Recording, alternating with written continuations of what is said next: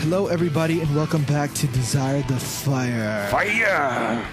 And we are on episode 2. Can you believe we're episode 2? I can't believe we got through episode 1, man.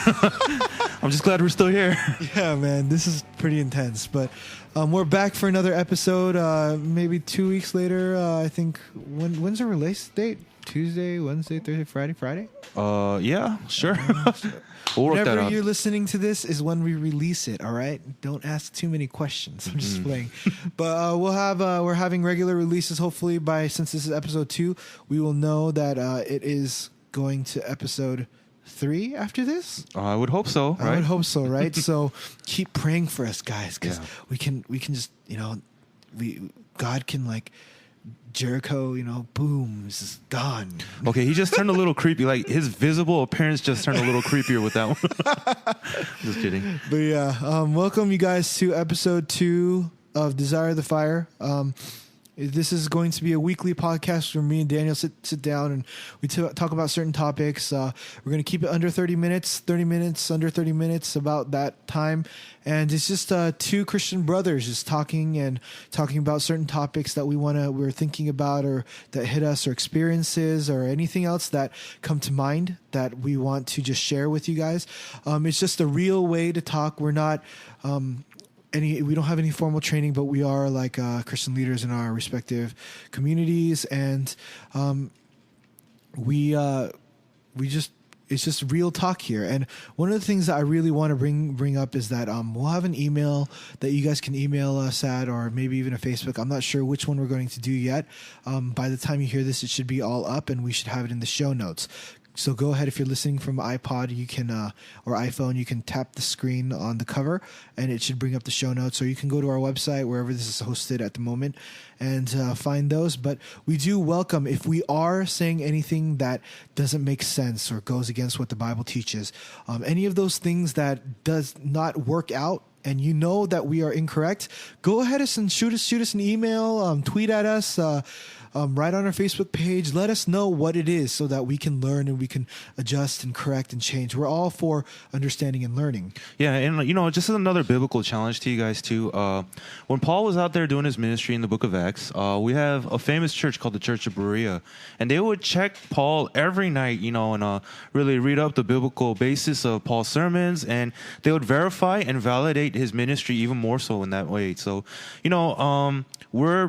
we're leaders, but we're also people, and I think that's the point we want to get across. We're prone to error as well as anybody else, and we're actually not experts in our field, just people who have a loud voice. We want to be experts. Yeah, we're striving for that, but in no way. To be honest, I'm only 5 years into ministry myself, and the thing is, we are going to make errors. So if there's any corrections, we're going to be the first to admit to our mistakes too.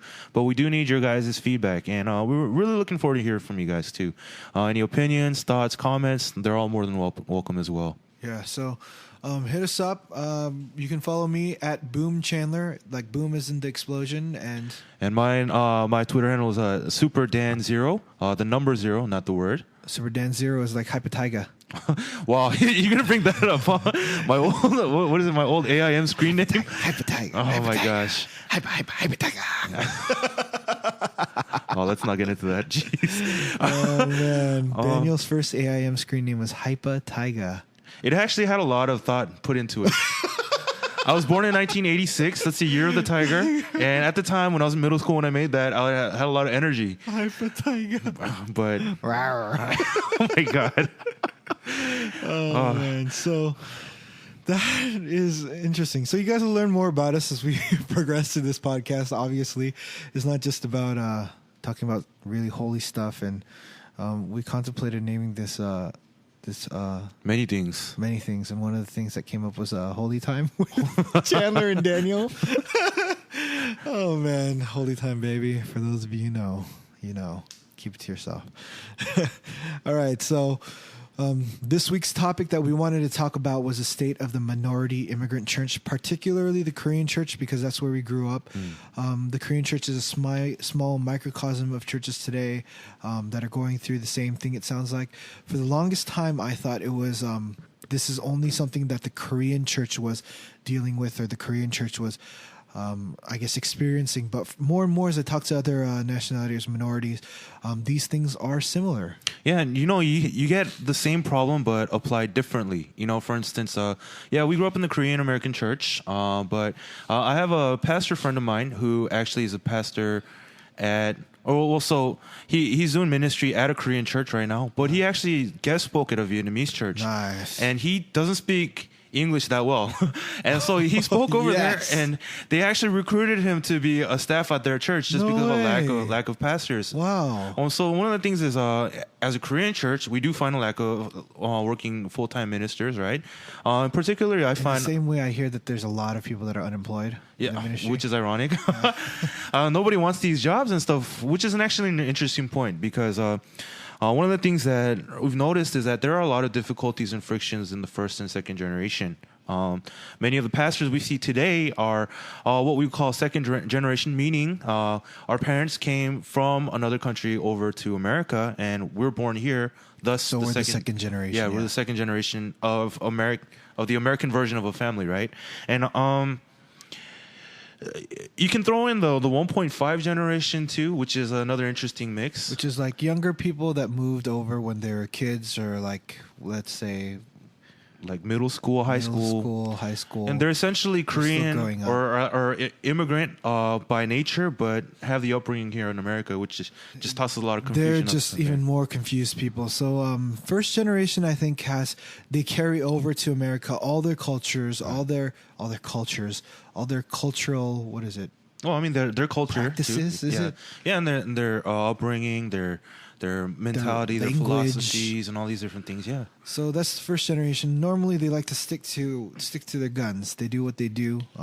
There's very few people that actually do like we're in America do as Americans. Yeah, and you see those predominantly not here. I mean, like in Orange County and like LA areas. Let's be honest. I think it happens more when there's less of the minority community within the place that you're moving. Right. Because we have a mutual friend who grew up. Or not grew up. He went to Iowa, Idaho, Ohio, Iowa. And you would Shout out to Tongi. You would assume he'd speak English a lot better, but then it was only for a short period of time, and he moved back to where all the Koreans were, and it didn't help him much. I think it stunted his growth, but he's from all the other Korean people that immigrated, he's one of the better ones. I think. You can move to K-Town or like any other place, like in Southern California, and not speak any English. Yeah, for the rest of your life. I've actually seen people who have been living in America for about 20 years, and they still don't speak English. When's the last time you spoke English? It's like, what? Like what? Yeah, it shocks me. There's some people that make it through college, and I'm like, how did you make it through college without with the essays and English everything? very well? You have to like level 1 English. I was a statistics major. Shout out to the Jew up. He's my man. Mentor in more ways than one. Yes. But so like with the second generation, the first generation, there's already this big cultural gap. I'm sure you felt it with your parents as well. Oh yeah. And my dad actually, he grew up in America ever since grad school. So so you went to grad school here? Yeah, he did. What did he go to grad school for? He actually went to Michigan. He was Michigan. He's Go Blue. Yeah. What? He has like more degrees than I have fingers. So like I don't know what he did in grad school exactly, but wait, Michigan Wolverines? Yeah. Oh snaps! I'm dude. a huge University of Michigan fan because of that too. That's legit. Yeah, there's like White Town too. He has more degrees than you can count. Yeah. Whoa. And here I am with like my BA and BA in history and stuff. I think you have BS. Well, that's what the degree is. Oh, just kidding.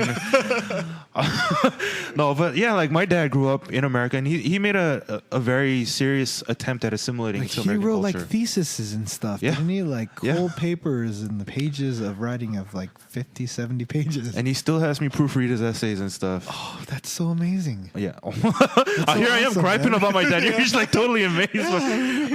But anyway, no, I love my dad. And one of the things is there's a big difference when you see the upbringing of younger folks to that.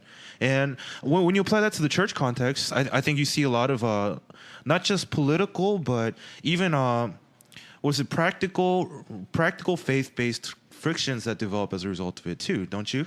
Practical faith based, as well as like, I think in church administration. Yeah, that's not true. just and I think they see Christianity in different ways, and they value different things in different ways, and it's completely different. Like, one of the things that I've seen is that the Korean church loves like that early morning prayer. And Americans just and the second don't like the generation morning kids at are all. just like, what are we doing right now? Well, I could kind of I kind of understand more the American side, just because like when we were kids, we were like not even able to open our eyes, and some of us were like just sitting in the pews in the back, just passed out the whole time. Like, what's going on? Passed you know, out. It's like we're waiting for McDonald's. Yeah. We're gonna go eat Yeah. McDonald's after, man. we all go to McDonald's with all the church members. McDonald's. we have like eye boogers in our eyes. Like, where? We have no idea what's going on, but we're playing the playground in McDonald's and stuff like that. Yeah. Oh my gosh. Wow, those common experiences we all have growing up. But it's kind of like, you know, as an American kid growing up too, you kind of creeped out by it because you don't understand the sermons, right? I mean, English is... Yeah, you hear all this like, all these like... Screaming in the like, morning. Yeah, this old pastor's like preaching on the top of his lungs. Crying out to Jesus in the morning. And then man. like, yeah, they're screaming in the front, and you're just like, what's going on? I'm like not even awake right now. I want to be watching my early episodes of like Sailor Moon and stuff. You know? Pokemon Pokemon. Yeah, it's because you're sisters, man. I had to watch Sailor Moon too. It's all right. Yeah, but so there's just the upbringing where we just didn't have a lot explained to us when we were growing up. Like the value of early morning prayer, I love it now. You know, last couple of days I actually went out to pray for this podcast actually. But like the thing is, you don't get these things explained to you at a young age, and part of it is that you can't fault the parents about it because they can't explain it to you in English in a way that you don't understand it. You kind of go and figure it out for yourself, kind of thing. Yeah, and like, you know, I didn't get it until college. I don't know about you, but I think I understood and I got it. It's just, could we do it a different time? and not 5:30 in the morning and stuff. 5:30 in the morning. I tell you though, going out there, it like makes the rest of your day so much longer. It's already 9 a.m. You've been up for like 4 hours already. It's true. It's true. But yeah, I mean, more props to our parents for stuff like that because hey, it's not easy. They move in different ways. Yeah, but I mean, that's a good point on one of the big things that are a big difference between our two ministries. But there's other things as well. I'm working as a member of the staff at a church that I serve at right now, and one of the things that is a big issue as well is money. Unfortunately, we never like it to be the issue. Money talk. Yeah. Money talk and money talks. And you can only serve one master, right? Between the two of them. But like money, like who generates the money in a church if you're in an immigrant church? Who generates the money? Who brings in the money to the church? Oh, Jesus generates the money. God rebuke me. Jesus. Okay. Well, who stewards in the money into the church then? Jesus. Oh my gosh. When I'm like getting nowhere with this. When this. you give offering, it goes to Jesus. That's what I thought the whole time. Jesus magically makes this. I It's mean, like Santa Claus. he did feed 5,000, right? No, okay, but yeah, the church members do bring in tithes and offerings to help the church go. And what money are the kids bringing in? You know, what money are the kids bringing in? That's the question. But now the kids are bringing the money, which is why we get into this weird conflict where they have opinions and the money to back their opinions. But wow, we're talking about money. Oh. It's all about money, dude. This is a tough conversation, man. It's all about the money. It's always about the money, you think, in the end? Not always, but it is the other God in church, dude. It's the other God in church. That's the other God in church. That's Jesus. Ouch. Ouch, man. Honestly speaking, have you been in those like budgeting meetings and like steering committee and like those kind of like when money hits the pavement, like what happens? Have you seen that? Because I haven't been a part of that because it's usually like the elders or let's say like ministry, like literal ministry leaders. Yeah. So typically what they'll do, depending on the denomination of your church, is they'll have like budget finance reports at the end of a service, or they might even talk about how the money was allocated. But it's usually the elders in the church or like the leaders of the church that decide how the funds get allocated. So in as much as my role is concerned, I can request the money to be used for a particular ministry. Like say I'm going to take my kids out to like my church is based in the OC, so unfortunately I have to go to like an Angels game.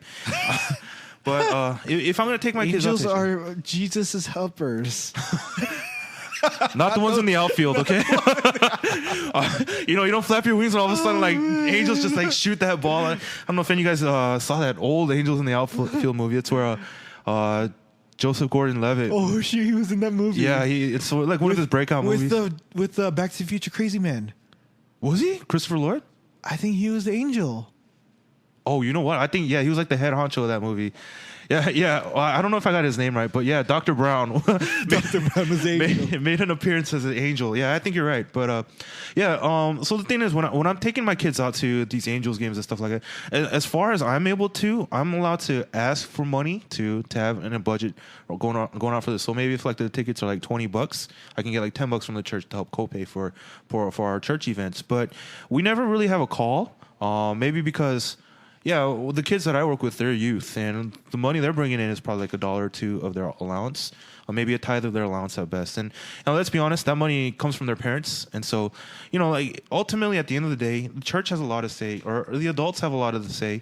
Adults is a bad word too. The first generation adults in the church have a lot to say because they've been the ones that have been funding it.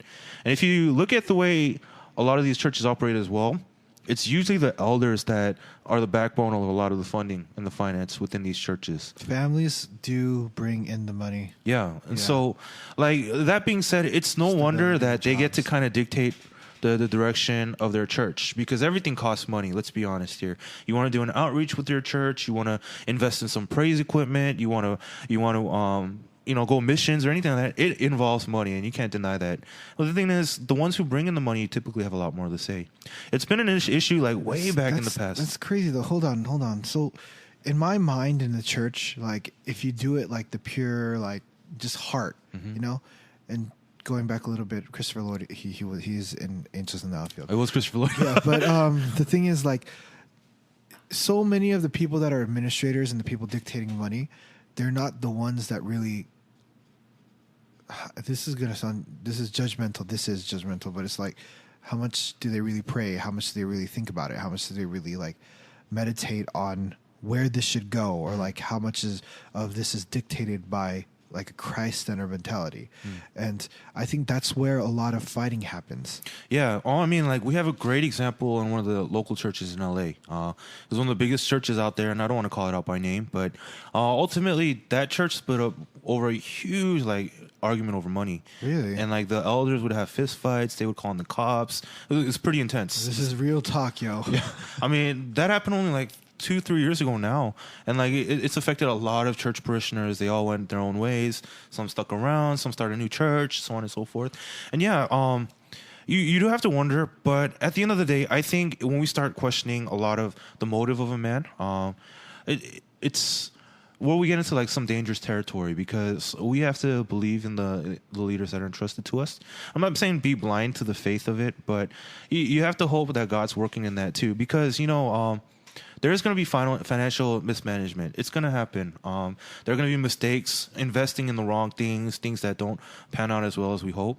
But I think the other side of it too is we have to trust that God is sovereign, and He's working even where we're trying to plot against Him or plot for ourselves. Wow. So it's tough. I know what we're asking is a lot of God trust is in the bigger Lord. Than those things. Yeah, definitely. For sure, God is bigger than those things. And sometimes a church not sticking around or being dissolved into other things, it's not the worst thing in the world. It does hurt many people.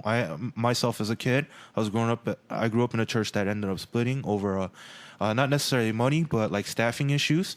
And the kids that leave because of these different things, they get scarred in their own ways. That's true. But then also making the argument that, God did bring me back around to church at the end of the day. And so we don't know exactly what that mismanagement or the issues of money have in terms of the long-term impact of what God wants to do. Yeah, so I don't have much of, I guess, how do you say it? Like, experience with these things. I have been in the smaller meetings where it's like, oh, we're funding an event, or like we had to plan out all the events for the year and we need this much money, we'll ask for it, blah, blah, blah. But now I'm going to a different church. Shout out to City Chapel. It's in Santa Ana. He's wearing a City Chapel shirt, by the way. I am wearing a City Chapel shirt.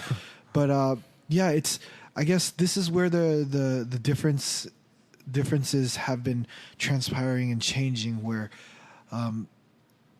the minority church is splitting again, in a sense that the first and the second generation, if you can't integrate the second generation, they end up being like a church within a church. So the younger kids go, and they have a church within a church because they can't go into the Korean services, or let's say the minority the language, the native language. I don't know how to call it, but the first generation language church.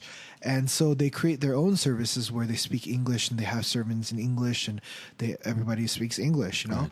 Right. But what happens is that in these churches, what I've noticed is the budgeting and all the things, anything that comes in gets funneled through the first generation accounting system, and then it gets reallocated into our mini church within the church. Okay. Which I can see where you're coming from. If you keep that standpoint where God is bigger than those things and we need to trust that God will do the work. Right. But when you pick out the details and point out the details of who's using the money, where is the money going from, who's actually giving this money out, and this much money is going in, but this much money is coming out, and you nitpick those things, it causes problems, and it causes a lot of tension and stress, and like how much money you get for this event that means so much to the EM, the English ministry, how much time you get, what places on campus at church campus you get.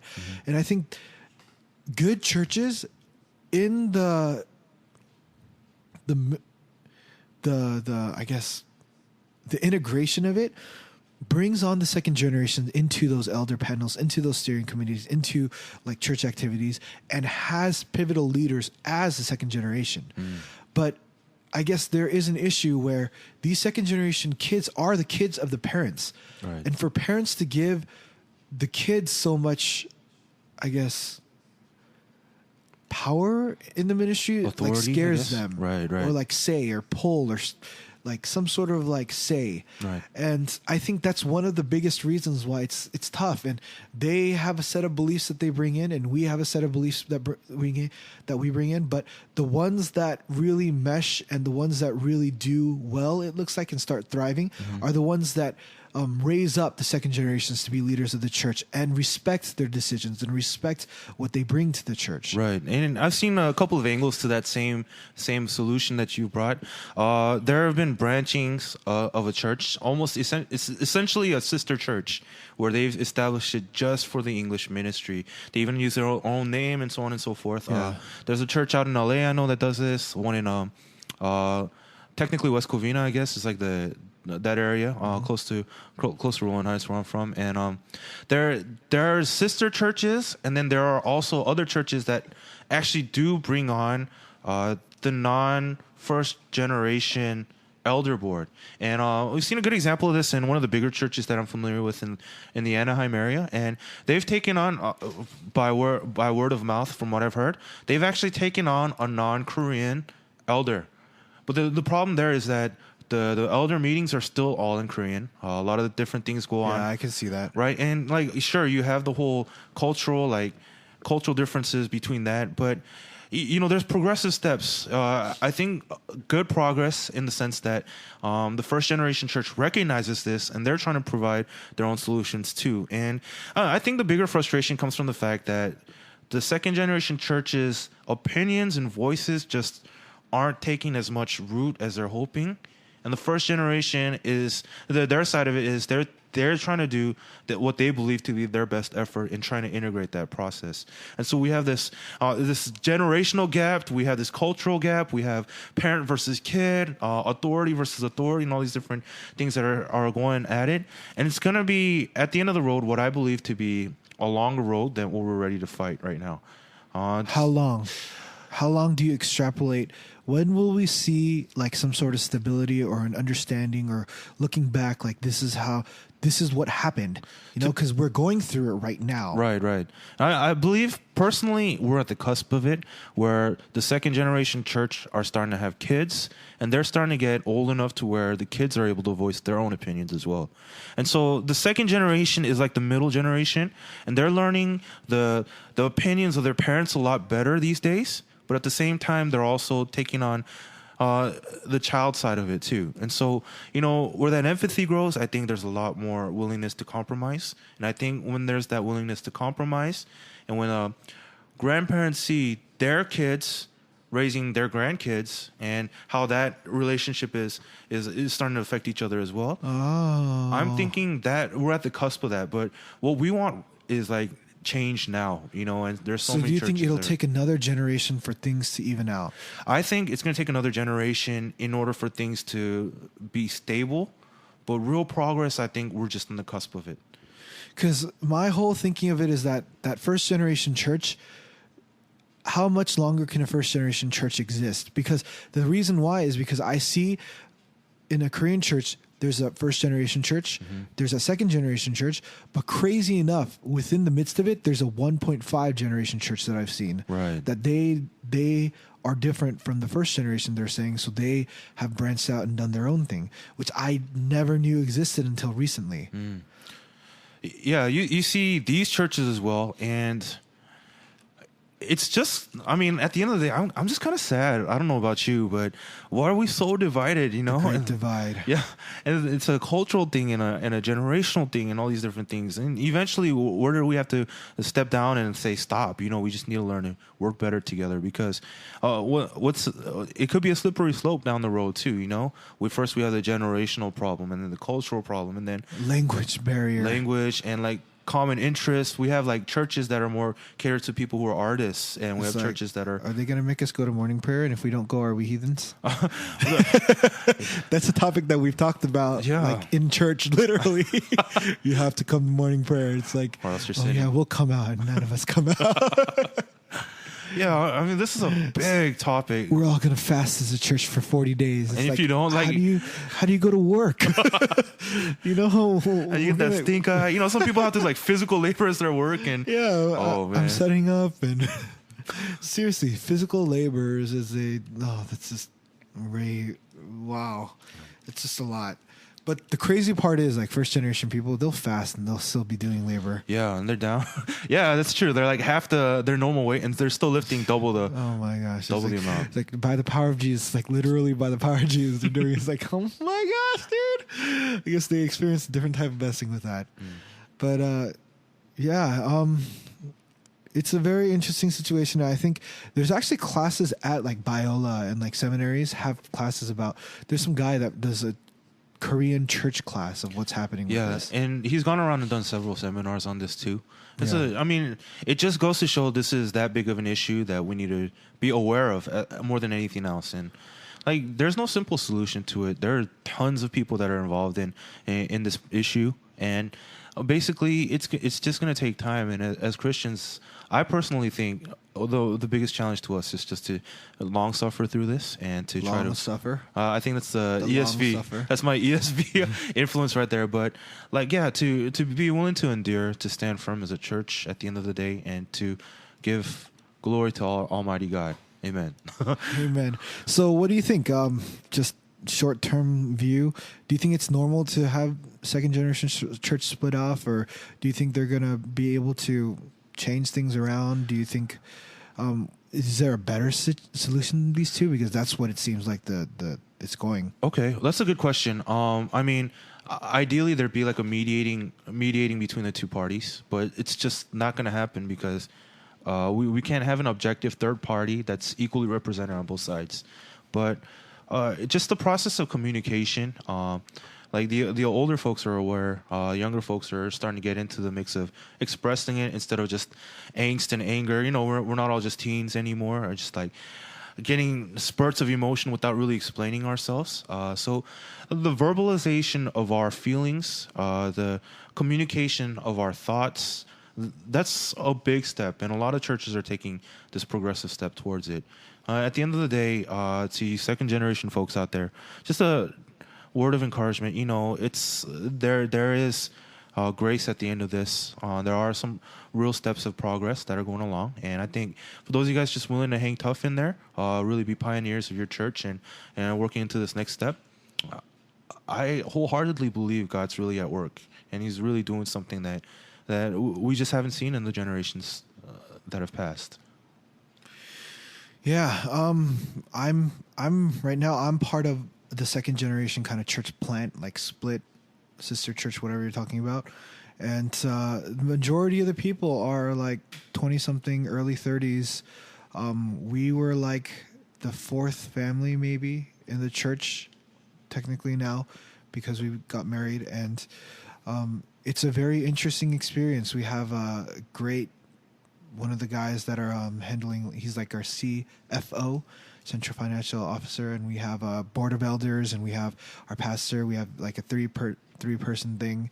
We have a praise leader that takes care of praise and stuff like that. So it's a very interesting thing that we get to see as just me and Dina as we're part of this church. It's only been about a little over a year now.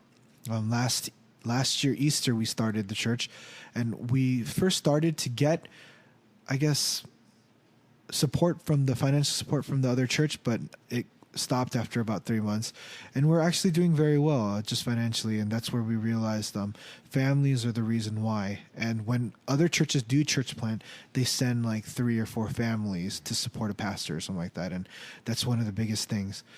But it's going to be, I think this is a topic that'll come back. And as we experience more things, as we see more things change, I'm sure, and maybe we can bring a pastor or like someone else to talk about, to give us their view. Sure. And we'll see where it is. But I guess this conversation was just a very initial conversation to this topic of what we're experiencing and what we see. And we'll see how things turn out. I'm sure in 30 years, if we still have this podcast, we could talk about it and see. Remember in episode 2. If we still have our voices by then. Oh, man. If we can get to like 25 episodes, like one season kind of thing, I'll be pretty happy about this. But we'll see with you going to San Diego. But on that note too, I'm sure you guys all have your opinions and thoughts on this as well. And if you have any good feedback on this particular issue, and if you can raise different issues, we're more than welcome and willing to revisit the issue here and too. Read what you have to say, or I don't know, we'll work something out. Yeah, if we see it, we like it, or we really want to share this or something, it's up for grabs, yo. So yeah, ending this on a kind of higher note, Daniel, what's your favorite Bible character? Favorite Bible, there's tons and tons and tons, but my favorite is Prophet Elijah. Yeah, exactly. He's gone through all the supernatural, and he's had his high points and his low points. But my favorite thing about Elijah is when the Bible describes him in the book of James. It says Elijah was a man, just like any one of us. He was a man, and he got to see some amazing things and superpowers. Yeah, I mean, like fire from heaven and like desiring that kind of fire. He got taken up to heaven with a chariot of fire. Yeah, and didn't he run? He's like the fastest runner in the Bible. Well, he ran 3 days straight. Yeah, and then he ran from city to city in like literally like a blink of an eye. He was there. He would have like 3 cakes, and he just like boning out like 3 cakes, and he was like, oh, it's crazy, This guy's marathon's got nothing on him. Marathon's got we should call marathons Elijah's. The true marathoner. Yeah, but Elijah was definitely up there. And my favorite part of Elijah's story is when he was burned out, in the mountain and just waiting. It was after a big victory and everything too, and it's just so real. Was it the one where he brought fire down from heaven to, with the prophets of Baal? Right, and immediately after that, Jezebel starts to persecute him. Jezebel. And he's just so burned out, having like 3 years before that, he's been fed by ravens in a ravine and all that stuff. And man, homeboy has had a hard life. Homeboy Elijah stuck in a mountain. My homie up in heaven. He's burned out. I can see you chilling with Elijah in heaven. Man, we're just going to be eating cakes together, dude. Running and eating cakes together, man. Riding your chariots of fire. I can see you enjoy that. Yeah. So, Andrew, what about yours? Who's your favorite Bible I'm going to figure? go with what 90% of males probably would say, King David. Because he's a king. He's King David. He's a praise-leading warrior king. Yeah, he's fought a lot too. And how long was he in the desert for? Like 4 years? Maybe longer? Don't remember. I just You can't throw curveballs at me, dude. I'm just during sermon 2 weeks ago. I heard this about David and I forgot. But people forget that. I think they forget that he was in the desert and he acted like he was crazy. Like Remember that he acted like he was crazy. Yeah. He didn't have anywhere to go, so he went to the town that hated him. I think it was Goliath's hometown. He didn't have anywhere to go. He went to Goliath's hometown, and he acted like a madman because he didn't have a place to stay. And that's the only reason why they would let him stay there. Like, so like in the court system, they plead insanity and like a zombie, probably like ripping at himself and stuff. Like, oh, dude, I think he was praising God while he was doing that too. Oh man, that is pretty boss, dude. So we're gonna go to like the heart of like Christian persecuted nation and act crazy, but praise God at the same time. And I will be more undignified than this, and that's pretty undignified. But he's one crazy dude, and I think some of the things that he's done, he's obviously one of the most human characters in the Bible. Like, he has major glaring flaws, and later on in his life, I'm sure I would not like him as a king, and I'm sure the things that he did, and if they're publicized in the Bible, people knew about it. Yeah, I would be like, this guy can't be king anymore. He's a jerk. On that point, it brings up a real interesting point because one of these days we hope to talk about the less mentioned characters out of the Bible. Yeah, and one of the most interesting people would be his commander Joab, who's seen all the conspiracy and all the bad stuff of David, but also the good moments too. And he starts acting out on his own. If you do a study of Joab, there's an interesting figure we might want to think about. Yeah, so his mighty men were just those. You want to talk about superheroes? Those guys are freaking G.I. Joe, G.I. David. Man. I don't know what you want to call them, but they're like freaking crazy, man. They've gone through some crazy stuff too. But yeah. That about does it for this week's episode of Desire the Fire. You can find us on our website or Facebook if we have one. Yeah, and tweet us your favorite figures out of the Bible as well. It might be Elijah, it might be David, could be Samson. And tell us why. And if you have an interesting character that we've overlooked and we've never thought about, we can share it. And we'll mention your name. Shout out to David Yoon. He's supposed to make the cover that you're looking at right now. We can't release this episode without your cover, David. So just remember that if you're listening to this, we're waiting for you, bro. Alrighty, and I guess that's it. We're going to sign out. So follow us on Twitter at Boom Chandler. God bless. At SuperDone0. He wants to leave. I'm not going to let him leave. We're going to keep doing this podcast. My butt's starting to hurt, dude. I'm sitting on a wooden chair here. All right, man. We're out. Laters.